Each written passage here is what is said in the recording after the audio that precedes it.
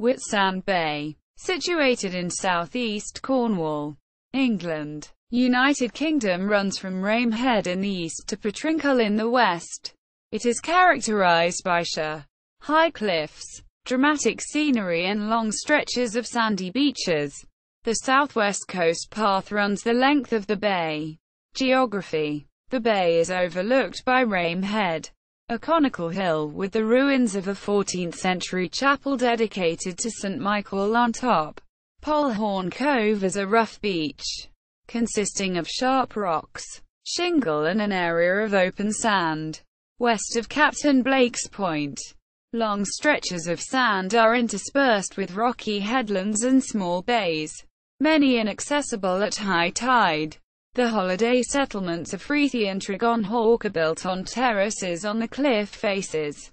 A National Trust property at Sharrow Point preserves a small cave excavated by hand in 1874 by a hermit called Lugger, who inscribed verses on the ceiling to relieve his boredom. Lugger's cave is fenced off to the public. The headland forms part of Rame Head and Whitsand Bay SSSI, site of special scientific interest, noted for its geological as well as biological interest. The SSSI contains 2 species on the Red Data Book of Rare and Endangered Plant Species: early meadow grass, Poa infirma, and slender bird's foot trefoil. From the lotus genus. General information. A campaign to stop the dumping of dredged silt and sludge. 5.3 million tons since the 1980s. From the River Tamar and the Port of Plymouth has been running for several years. In 2010, the group, with the help of Cheryl Murray, secured an independent review of the dump site. But the review stated that no significant environmental impact has occurred and the dumping continues.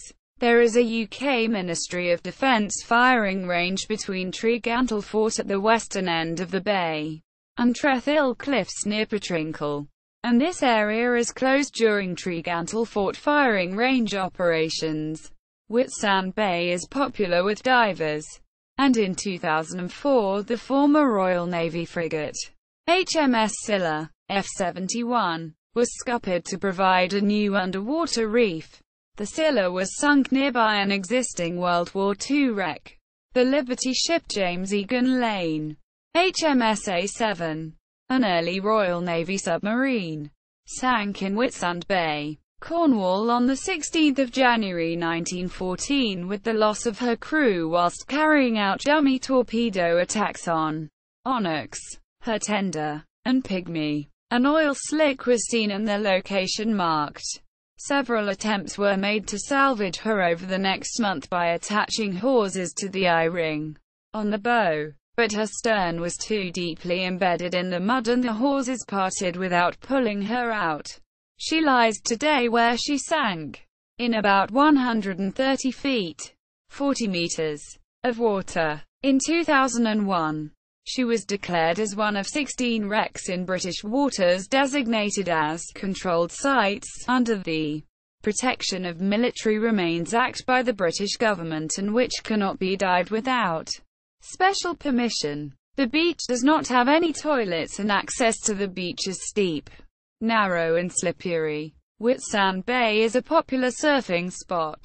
An RNLI lifeguard service operates between May and September at the foot of Tregonhawk Cliff, where there is a surf school and a cafe.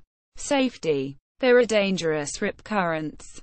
The western part of the beach is closed during firing range operation at Tregantle Fort.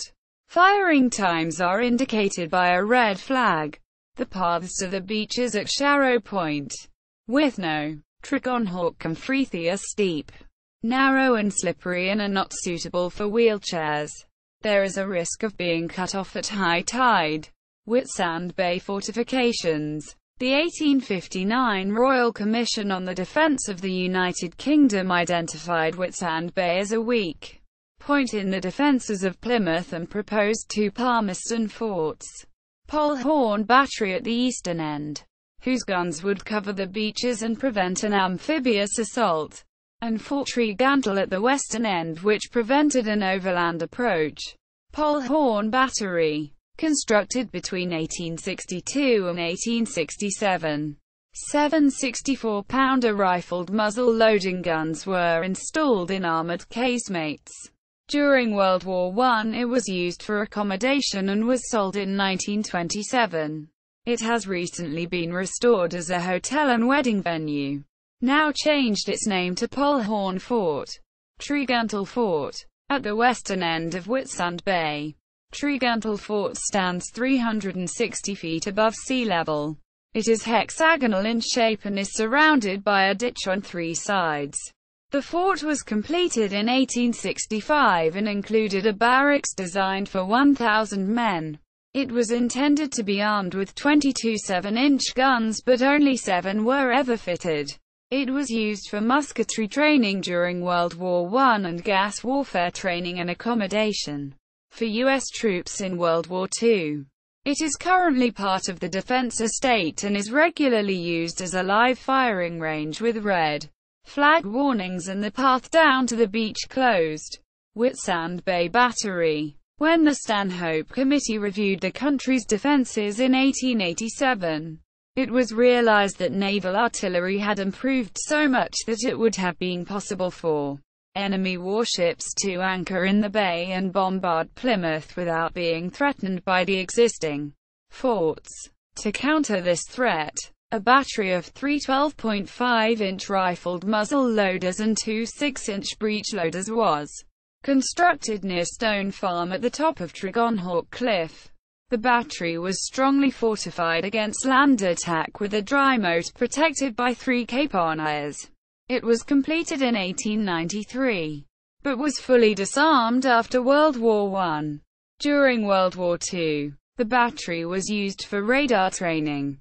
As part of the Coast Artillery Training Center, Plymouth, it was released by the military in 1951 and became a caravan park.